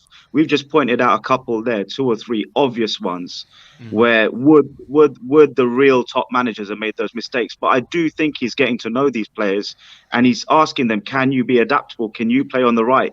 Can you play on the left? Can you invert cross properly to the back post rather than hit the first man? He's asking questions of these players, and a lot of them are answering them, and today we didn't answer the questions. But then I think we were unlucky. If you look at the stats, and I know stats don't tell everything, we absolutely peppered them in the second half, but we just didn't get the rub of the green, that bit of quality, that final ball, that final touch, and obviously VAR let us down as well, which is out of our hands. Yeah, what did you make out of the two decisions that went against us? So that Doherty jump for the goalkeeper, that's poor. I mean, how many times has Lloris taken the ball above his head? You know, that's how you catch a ball as a goalkeeper. But the goalkeeper's tried to kind of like, you know, bring it into his chest. That's a mistake. And Doherty hasn't headed it out of his hands. He never had full control of the ball. So as far as the rules go, if it's a 50-50, I believe it's still a 50-50. It doesn't mean it goes towards the keeper. If you're going to give the keeper that, you might as well give Kane the offside, the apparent offside. If you're going to go with, you know, with the rules of the game being the goalkeeper's got the ball then cool, then give the striker the goal as well, because it's got to be apples for apples. But for me, that was a great opportunity for the Premier League or VAR to show this game is 50-50 and the goalkeepers union is not always going to win, because there is this goalkeepers union thing going on. So that would have shown that, you know, we are a 50-50 sport and we give it where, you know, where it's due. And the goalkeeper kicked it in himself. It's not like Doherty kicked the keeper. He backheeled it in. It was a great on goal, probably the best on goal we'll ever see. So, I mean, it was one of those comedy ones where you see them in the DVDs, where, you know, top 10 goalkeeper errors. But that for me should have been a goal. I'm taking my Spurs hat off when I say that. And the Harry Kane one, how his foot is onside and his shoulders off, almost defies the laws of physics. And if they're going to go that kind of level, then we're going to have a bunch of decisions in football for the rest of our lives that we're just going to be sitting arguing about them, because, you know, that should be given to the attacker. That was, like you said, Brains, earlier, a quality move with a quality finish. And that's what sport is about, you know, is about being entertained. The amount of neutrals that are not Arsenal fans watching that would have gone, why is that not a goal? You know, you're already seeing on some of the shows that that showed the game, like they're already like highlighting it, going over it over and over, and these are the things that end up leading to rules kind of being adjusted. And it's like, well, that would be typical Spurs, that now the rule gets adjusted when we've missed out on a classic chance to win the game. They did adjust it at the beginning. It was supposed to have been anyway. At the beginning of the season, thicker lines, advantage to the attacker. They said all these things because people were complaining about these tight decisions, and yet in this decision, it's the same thing as what people were complaining about. Yeah. If it's too fine to call, for me, you've got to give it to the attacker for the sake of entertainment, because that's why we watch sport. You go and pay money to be entertained. So for the sake of the sport kind of being entertaining, you kind of give it on the base that Harry's shoulder is 5 millimeters bigger than his toenail, which wasn't the case. And those lines and the camera angle was not good viewing, man. This is St. Mary's Stadium. It's fairly new. Why aren't we seeing, like in tennis or cricket, the proper line, so us fans could just shut up and suck it up, or be like, good decision? Why are we getting these dodgy pictures? Sky make billions, BT and Amazon make billions. Put a flipping camera in there so we can see it properly, because we're sitting here arguing about it. We could all be wrong and it could have been a blatant offside, but even the flipping technology is not good enough, and we're living in an era where there's drones and shit, you know what I mean? It just takes the piss. If you're going to have VAR, I think they have to do what rugby does, where like the refs have no ego. It's like, okay, like when it's even questionable, they go to it and it plays on the screens in the stadium so everyone can see. So it's not like, and then the ref talks and the commentators can hear what the VAR are saying, and so they clear it up. So there's no way around of like, oh, I'm looking like the idiot here. I've made a bit of a bad decision. You know, there's none of that. It's just like we want to do the right thing for the moment. The thing is, right? And I don't know if this has happened in football recently. Maybe it has, but imagine Harry Kane's goal was onside, and let's just say it was, and we had all the angles right now and we're watching it and everyone says, yeah, it was onside. Amazon is saying it's onside. But let's say Southampton had then scored from that. That should have been a kickoff. So there's going to be times when it's going to bite itself, because there will be a decision like that goalkeeper error that should have been a goal, which then we would have celebrated. It should have been a kickoff, where they go and stick a long ball up and then they score. Then how does that have the knock-on impact on fairness and competitiveness in the Premier League. So I reckon it's going to get ugly because they're not. It's like this rule about COVID. No one knows the flipping rule. 12 plus 1, 13 plus 1, whatever it is. It's so messy, man. And the money's the money's there, but not being spent. But that's another topic for another day. But that's a great point, though. The football is supposed to be, and you know, like the Premier League is the most watched league in the world. We want great attacking plays to be renowned. Like all that's happened there is that a great movement. Harry Kane has got the run on 3 defenders. He's in line with them. His legs are in line. So in a race, say a 100-meter race, and the gun goes off, there's no false start there. Their legs are all in the exact same place. So he's onside. And then that beautiful ball and the beautiful finish is getting struck out of the game by a bucking unbelievably bad decision. It's bad for the game. Yeah, it's bad for the game, and it's bad for the neutral. And, you know, away and home fans will argue their cases with some biasness. We try and be as neutral as possible on this show. Even personally, I'm sure everyone's going to be as neutral as possible. But there's very few that can argue that Harry Kane's shoulder was over his foot and his foot was behind the Southampton defender's foot. So for me, that's a very good offside trap that Spurs have, undone. That's a great through ball. That's a great bit of football. That's a great bit of timing. Strikers would watch that, young strikers, young midfielders, and say, that's how you beat the offside trap. And that's what Harry Kane did. But the good news is Harry Kane put that away. In a way, it was bittersweet because I just want to see that man score because he is the man that can take us to top 4. Do you know what I mean? He should have had a brace today, 100%. Yeah. Mate, 100%. he's slowly getting back. Even that chance against Palace, not Newcastle, Palace, when Son takes the corner, one bounce, half volley over the bar. He's back. Today, the penalty was it was like he was playing for England there with that penalty. Yeah, beautiful. So I think the good news is Kane's back. The bad news is obviously we've got a couple of injuries. I didn't think we zipped the ball about enough, but I do want to be fair to Southampton for getting in our faces and not allowing us to do that fast combination You're right, play. though. We went relentless. We didn't, and Conte was saying that, and we just didn't move the ball fast enough. It was lackluster. It was even 4 minutes to go. We're not moving the ball quick enough. You know. No, and when they got the man sent off, there was only 1 or 2 players really. Harry Kane was geeing up the team all second half, and even after he missed. Well, he didn't miss. Yeah, he was telling players, he's like, get your heads in the game. Think, like, get your heads in the game. Yeah, the great teams, the Uniteds, the Liverpools, the Cities, you see positive body language. You see the players roughing each other up. You see a siege mentality. Even the Chelsea teams under Mourinho. I want to see these guys. A little bit, the body language is lacking sometimes. It's almost like, well, you go do it. You go do it. And it's like, mate, I want 4 or 5 leaders in that team. You know, I don't want just Pierre and Kane to be doing it. So, you know, I felt we almost got cocky and arrogant at halftime, thinking we're going to walk this game in the second half based on our recent form. Southampton came out flying in the second half, pretty much. They were pretty solid. I think they had 1 chance within 5 minutes, whatever it was. And I thought we got a bit arrogant and cocky, thinking we'd walk this game eventually in 45, 50 minutes. And I think it's a big lesson for all the Tottenham players, which is you don't just win when, you know, your chances of winning when the team goes down to 10 men can be the same if they play solid. And that's what Southampton did. They pretty much kept it solid, but they're lucky because VAR and some shitty final decisions from us and some strange substitutions gave them a point. Otherwise, we should have won this game. All right. Agree with that, 100%. Josh, always good to see you, my friend. Have a good New Year's, guys. And you too, man. See you. Have a good one. Take care, Happy New Year. See you later, man. All right. Let's keep moving on and let's try again. Will. Take 2. Let's try and get Will back on. Will. It works now. It works. All right. We're all good. I don't know.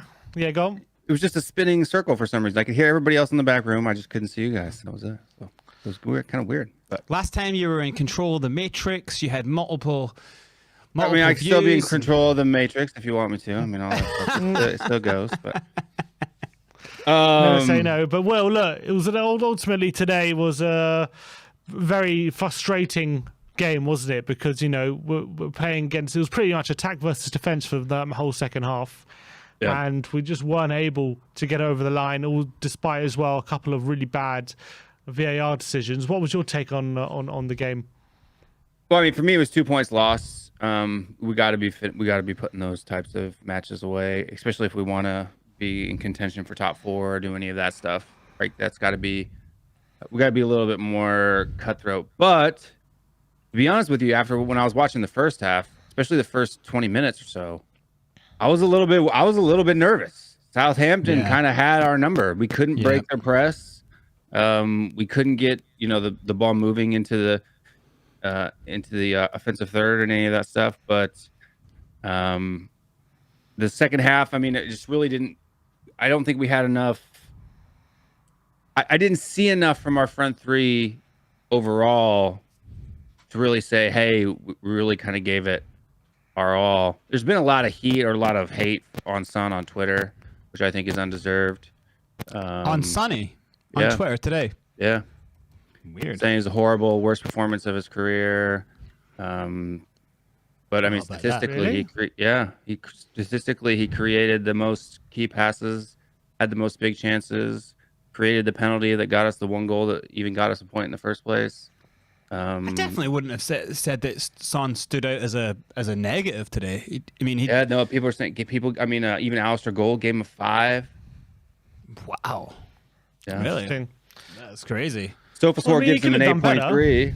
I mean, he could have done a bit better, but I didn't think he was the worst player on the pitch by any stretch. But who was the best player for you? Who was your best player on the pitch? Today, I thought the 2 best performances that I saw, even though they may have made mistakes. Yes, Son did have that one ball that was kind of in stride that he kind of muffed the touch a little bit.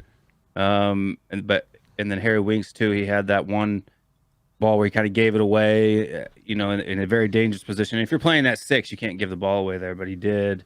But other than those 2 plays, I thought Harry Winks and Son Heung-min were our best 2 players today on the day. As far as creating chances, Son ran his tail off. I mean, you saw him everywhere, in the box, outside the box, dropping back deep, picking the ball up, playing it in, making runs in behind. I just don't understand what it almost seems like there's kind of a Son agenda going on recently, and I don't get it. It could be one of those things where, like, when a player sets such high standards and he's just like constantly scoring and he's he's so loved and he's always doing the right thing, and then he goes through a little bit of a run of like bad touches and people start. It's just, you see it happen with a lot of players. It's like we love Højbjerg for like a whole season. He's like pure monster, and then all of a sudden he has a couple of bad runs and everyone's like, Højbjerg, shit, get him out. It's insane. These are but are those opinions? Are those opinions objective, or is it just people's subjective view? Like, you see Son, he muffles maybe 2 or 3 touches in a 90-minute match, and all of a sudden it's the worst game of his career. I mean, it was actually one of his, statistically, it was one of his best performances in his last 10 appearances. So, what do you do with that, right? SofaScore gives him an 8.3. Alistair Gold gives him a 5. Who's right? Stats versus the eye test. We should get Stell back in the studio. Get Stell back in there. I'll be the anti-Stell. But no, I mean, it's why didn't we? We're chasing the game for an entire half against 10 men. What's your opinion on why didn't we get the next goal? Aside from bad refereeing and VAR, dreadful decisions, why didn't we make the goal happen? I think the number one reason to me, if I'm trying to be as objective as possible, or this is still a little bit subjective, you can't not be a little bit subjective when you're giving an opinion, but for me, it was the fact that you had weak foot players on the far wide wings. If you're going to break somebody down, when we broke Crystal Palace down, it was because we did it through the wings deep, right? Playing balls back into the center of the box. Doherty, Hill, playing on their weak foots. I just didn't see it. Yeah, I saw some good movement from Doherty and I saw some good movement from Hill, but I don't think that they were on their where they could be the most effective. I think if you'd have swapped the 2, it probably would have led to some better chances. I think Lucas Moura probably needed to come on a little bit earlier. Yeah, 100%. But other than that, I thought we kept possession a lot. I just think Southampton did a really good job. They've been in good form lately, so there aren't any bad teams in the Premier League, right? Is what they always say. So yeah, they came in with a bit of momentum. Yeah, so sometimes you just got to chalk it up to they did their jobs, right? So they did their jobs, and Conte made a couple of odd decisions. So, but look, a guy comes in, he's on a 8-9 game unbeaten run or whatever, but he's still getting to know players. He has to see things in training. He has to see, like, he has to try out what's working with the wing backs. Maybe he has a training session and it totally works, this idea of putting the inverted wingers in a training session. Maybe it goes so well. He's like, all right, this is what we're going to do if this happens. And so we don't know what he's dealing with, but I get the feeling as well that he knows he doesn't have he actually even said it. He's like, we don't have the quality to challenge for top 4. He said that. How crazy is that? He knows, and he doesn't trust certain players in certain positions in this team. Yeah. Two, I can't. Maybe Sam, you can remember who played alongside Winks in that 3-5-2 when they did really, really well against Ndombele and Delhi. Yeah. That was his Liverpool. Yeah. So maybe Højbjerg just was not the right piece for that puzzle. You know what I mean? We've kind of seen Højbjerg and Skip. Maybe Højbjerg and Winks just doesn't. Højbjerg didn't do anything wrong today, but he didn't play with. Yeah, it didn't seem like he was. Yeah, he wasn't himself. Yeah. And maybe Skip in that position. Skip, Winks, and Lucas is probably maybe what I would have started with. You know, and then you've got like a bit of something. You've got speed and attack. You've got a great pass through, and you've got a war machine at the back. You know, I think Højbjerg played a lot of games in it back to back, and maybe him being older than Skip, maybe his legs. He did a Euros. He's the player who's really you got to maybe look at. But then he's the player that Conte goes, "This is my war machine. This is my guy." You know, so it's a tough one. Yeah, I think too. I mean, Delhi, I thought was completely. I even forgot he was on the pitch a lot of the times. Yeah. But statistically, I didn't think he was. No. Statistically, he was the worst player on the pitch. So Statistics win. Statistics win 6.4, lowest score of anybody on the pitch today. Yeah, he just didn't seem like he was doing much of anything. Wasn't creating that much chances. But I mean, Harry Kane, I think he had a decent match today. I didn't see anything blaring that I would, poke or prod. But let's be honest, he had a decent match, but he had a world-class finish, and he scored a great goal. And in the first half, he had some killer passes. And tough situations, he had killer passes. He maybe didn't... In the second half, it's always going to be hard for a centre forward. I always think it's very hard to be critical on Son and Kane in the second half because they've just fallen into a back 8. Yeah. Like, what do you expect? These, what we don't want Harry Kane to come deep and be out of the box, but then when we're chasing the game, we want him to make miracles happen. You know? Well, yeah, I mean, because they're drawing him deep, right? So they're allowing us to take that space, which forces Harry Kane to be up against their back line, man to man or 2-on-1. With their center backs. So he doesn't really have the option. There is no need for him to drop deep, right? It's not an end-to-end match. So what's he going to do? He just has to kind of sit there, wait, make little fake false runs into the box and try to make a run when he can. Yeah. The ball gets worked in behind. I mean, he's kind of just stuck. So that's why I'm not going to go into him and say like, well, he could have been more creative in the second half. No, I mean, he's pinned up against their back line, just sitting there waiting for an opportunity to make a run. I mean, there's not a lot he can do. But it always blows my mind, like people going off at Harry Kane. There's a lot of people in the chat as well, just saying like Kane's only good at like dead balls and stuff. It's like, dudes, the ball from Harry Kane is great, right? But the ball from Winks is great. The touch from Harry Kane is another level. You have to soften up your foot. You're on one leg just to do that. Just go out in the backyard and try to do that shit. It's top level. And then the fact that his touch puts backspin on the ball and then he hits it with top spin. If you don't understand how like striking, it's world class. Take that from me. It's world class football. And you have to understand, second half we're chasing the game. Harry Kane isn't the problem. They've gone into a back 8. That takes your forwards out of the game. Then you need world class midfielders to break them down. You can't put that on Harry Kane. No, 100%. I mean, Son too. I mean, you understand how fast Son's running, and if he gets the ball tangled up in between his feet a couple times in a match, all of a sudden he's in bad form. I mean, do people not realize how hard it is to take a touch and stride at full speed, running? You know, Yeah. And as Son's fast usually as they're perfect at that, running. isn't he? Yeah. Yeah, I And mean, when he gets the ball, he gets it fired in at him like with a fury. Right, So exactly. It's hard to do, you know. But also, it's not in the these aren't easy things. Yeah, in the second we'll half, take it for granted. in the second half, there was a point where he won like 3 corners in a row. He wasn't not trying; he was trying very hard. He was actually, out of all of our players, he created the most chances and had the most key passes of any player on the pitch today. And he also ran the most. He got the So penalty as well, didn't he? Yeah, Got the penalty. I just don't understand, if he's working the hardest and creating the most chances, why are people on his case? Because Yeah. the ball people just flicked like off to his wind heel. because we didn't full win. That's speed. why. Because we didn't win. Yeah, but if you're gonna, I don't look. I can be negative sometimes. I can go in on people. I don't believe right? that, Will. I don't believe that. I'm It's just kidding. true. You're right. It's true. It's true. But I do it based off objective reasons, right? Not some subjective BS, right? So.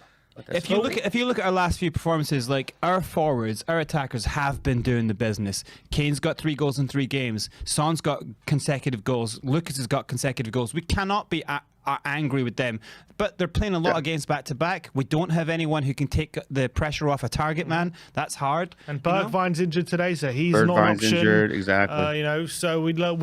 And except for you know, if you look past Kane, Son, and Lucas, you know, we only have Bergwijn and Gil. That's all we have. And Gil's a youngster, and Bergwijn's injured, so like we really don't have any other In a options. top class football team, your forwards, you can have world class strikers, but your forwards are always only as good as your midfielders.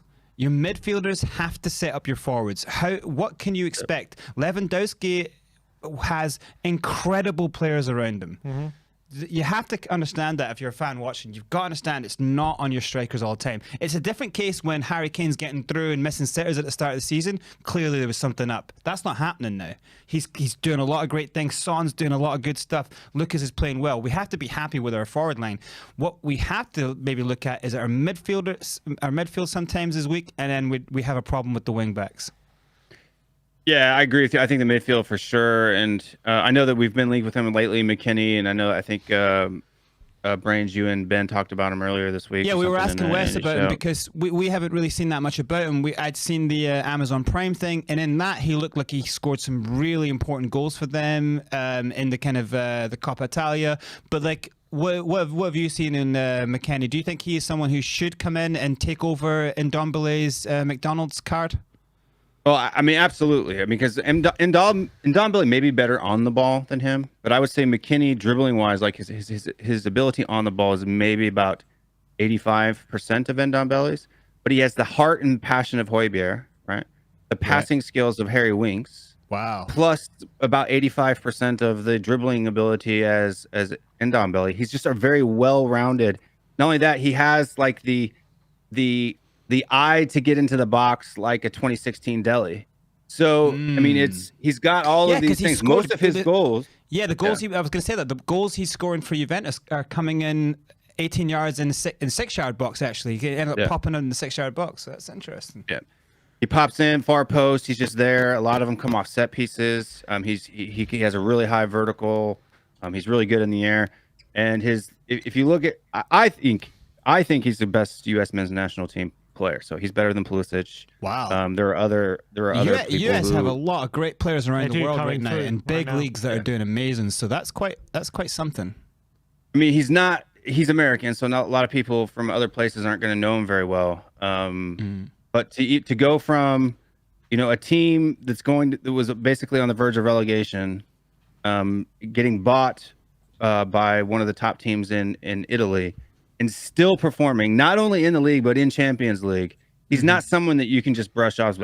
He's not worth it. So if we could get both him and Kessie, it would. Him and Kessie, how much does that give you the faith that, and that wouldn't be breaking the bank, because I think Kessie, it cost maybe 35 million. Yeah, Yeah. 8.5 million pounds or whatever is what he's on right now for Kessie or something like that. and that would seriously change our midfield going forward. Yeah, it would.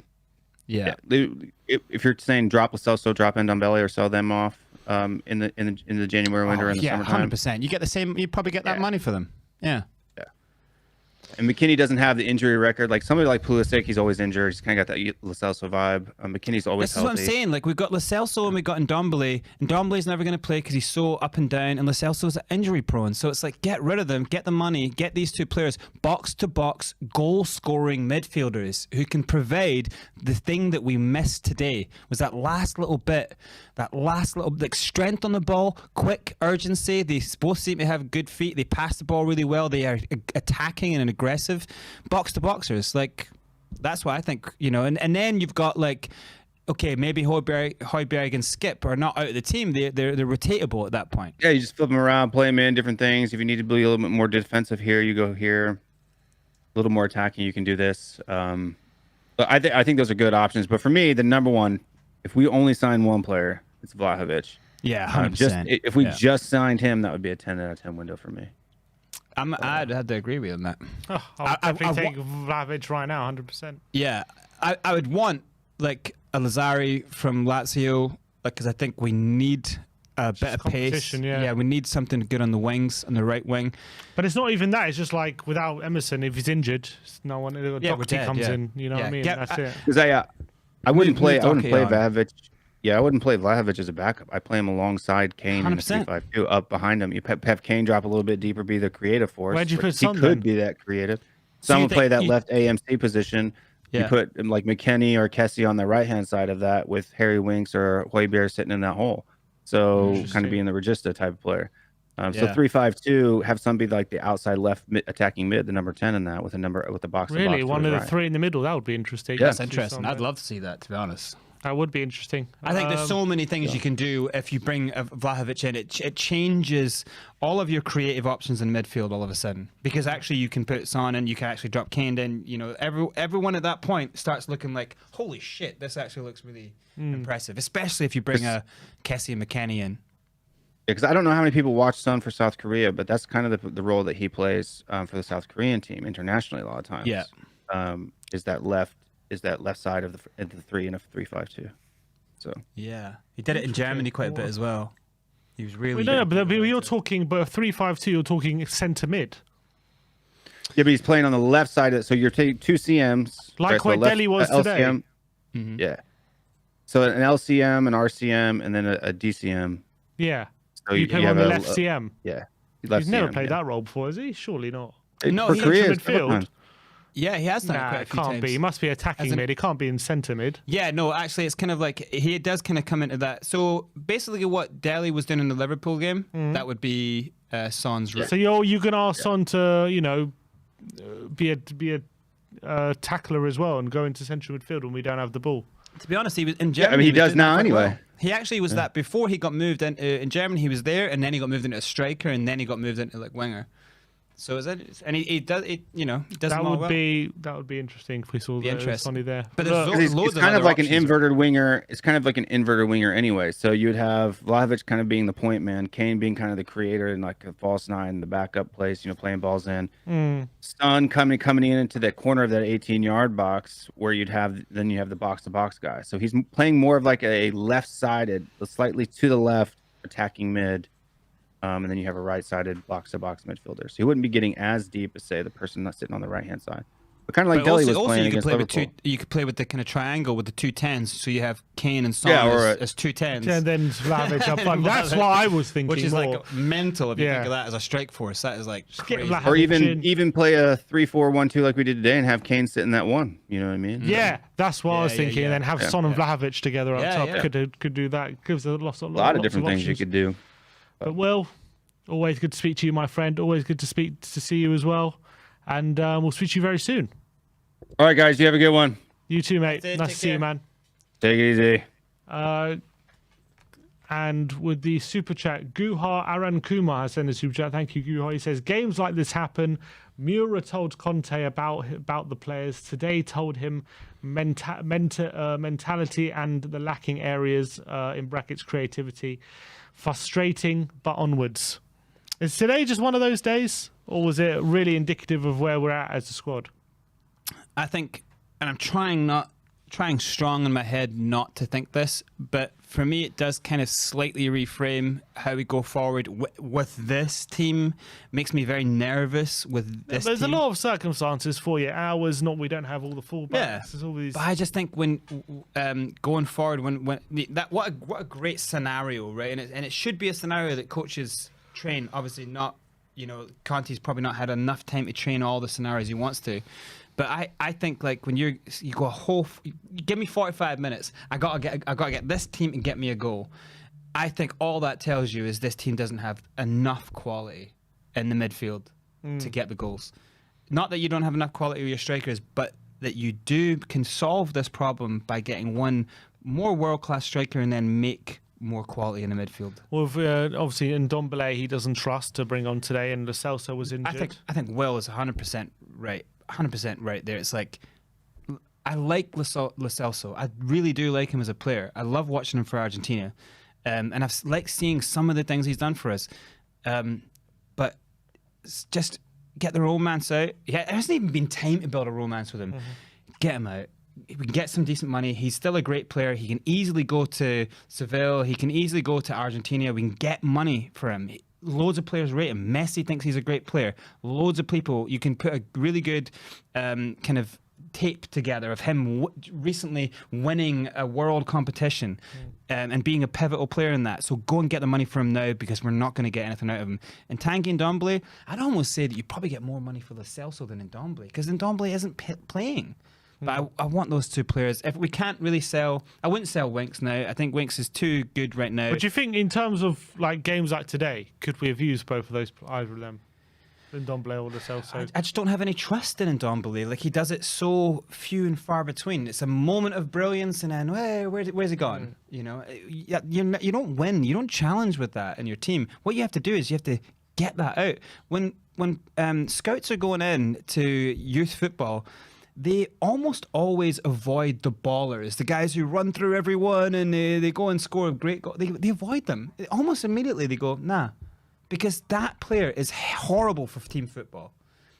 You don't want it. And that's what we've got with Ndombele. He's a brilliant street baller. He's not a world-class footballer for team football. So and that's what the best players do. When they have someone like Ndombele's ability, they marry it with being able to be part of a team. They marry it with it's like they're always in their position. They're always like part of the structure. And then when it's time to make the difference, that's what they can do. But Ndombele kind of only focuses on that instead and leaves the team hanging a lot of the time. It's like being a super, super beautiful woman. Your entire life then becomes about your beauty, and you don't put the other time in the rest of the stuff that makes a good person. So you lose and you spend all the time doing your makeup every day. So that's the metaphor, is that he will, when he is going through a game and a dribble hasn't worked, he will like, oh, I got to dribble more, and he holds onto the ball too much, and he tries to do it a little bit too extra, and he loses the ball. It's like, no, don't go back to the basics. Just pass the ball around and do a really good pass. Like, use your vision, use your other sides of your game. But if you just look at his highlight reel, you go, oh, what an incredible dribbler. He can dribble through anyone. Passing and what does that matter? If he isn't getting assists and constant high percentages of his final balls, then what is the use? And that's a shame. It's amazing to have a great player, but it's not good to have that wage bill not delivering you. We're literally paying for his Deliveroo. Do you know what I mean? We don't want that. And on that note, is anyone else calling in? That's it? All right, well, that is the last call of the day. Thank you very much, Will, and thank you very much, Brains, as always, for being a brilliant co-host on the show today. Absolutely fantastic stuff. Thanks, Conte. Thanks, Spurs. Thanks, Shame we team, couldn't for get the ruining my good run here. I was unbeaten. I'm still unbeaten. But we haven't lost. No, I'm still unbeaten, but I want the goals here today. Exactly. It didn't quite happen today, but hopefully onwards and upwards, these games happen, and we just got to put it behind us. And look, we didn't lose, so we could have easily lost at the end there with Eric Dyer screws up. It's unbeaten, but we're unbeaten, but we're not really on a run yet. Yeah, we have to start. We got a lot of work still to do. So look, thank you everyone for tuning in today and calling in and sending your super chats, your likes, interacting with the stream. Really, really appreciate all your support. And yeah, that's all we got time for today. So thank you very much for joining. Like, subscribe, and comment. And as always, come on, you Spurs. Alrighty. Some good call-ins though. Yeah, that was really funny. good That was a stuff. good show today. That was a good show. I thought it was going to be a lot more dour, but no, that was all right. I like the Americans when they come on. They seem to have like Will is a good laugh. Or, like he's not. I thought I sent you a quote, didn't I? Was it too long? Did you? Yeah. Oh, I've done one anyway. All right. Put Bergwijn is injured. No. Why? Change, Yeah, I guess you could do that. It's not a terrible one. I didn't know what to put, but I wanted to put it out. Yeah, it's fine. It's better to get it quickly. Sorry, what were you saying, Brains? Yeah, I was just saying. Some of the Americans are good when they come on. Like Will is like, you can see he like loves the game and kind of. Yeah. Well, We have quite a big. I think 15. Not passive fans. No, It's a good thing. no, they're passionate. They love it. Like 15% of our viewership's from the US. It's pretty cool. Yeah, it's pretty big. Yeah, Yeah. the US people love it. Yeah, Cody Mack and. Well, you got to think about it. They watch every game, and you got to wake up all these times to watch it. You know what I mean? I went to the US for like a week, and I started watching Spurs play, and they kicked off at like 3. But you're waking like sorry, they kicked off at 3, but you have to be at the bar for like 10. You know what I mean? It's like. Yeah, that's crazy. And so if the game kicks off at 12, you know, they're waking up at like 7 to watch Spurs play. And that's so it's Like when there's committed. a World Cup on and it's in a, you remember what was it like that World Cup that was in South Korea? Or Yeah, Chelsea, that was and crazy everyone was times. getting up at crazy times. In, the Yeah, to watch the game. in Scotland, the bars were open up at like 8 a.m. It's like, what the fuck's going on here? Brilliant. So they really love it. You can tell they're definitely not passive fans. Like they follow everything. Yeah, and it's not like a crazy thing because like it's football. It's like there's so much drama, you know. Like Americans love the drama, you know. That bit? Yeah, Yeah. I think it's growing as well in maybe some of these American fans because it's so. I don't think they realise how good football is. Like, cause it's been because they haven't been following like America in general, the country. Like, it's been such a periphery sport for so long. They're only like just discovering why people love it so much. You know, like when you like London's such a like metropolitan city. There's so much different cultures. You know, when you go to like New York, like you can easily find a sports bar that's got like just playing Premier League games from the day, like round and round. It's, like, Oh, really? massive. Like old ones? Yeah, they're playing the games of that day, just like round. Oh, I and see. Right. The games of the day, you know. Yeah, it's really big over there. Like the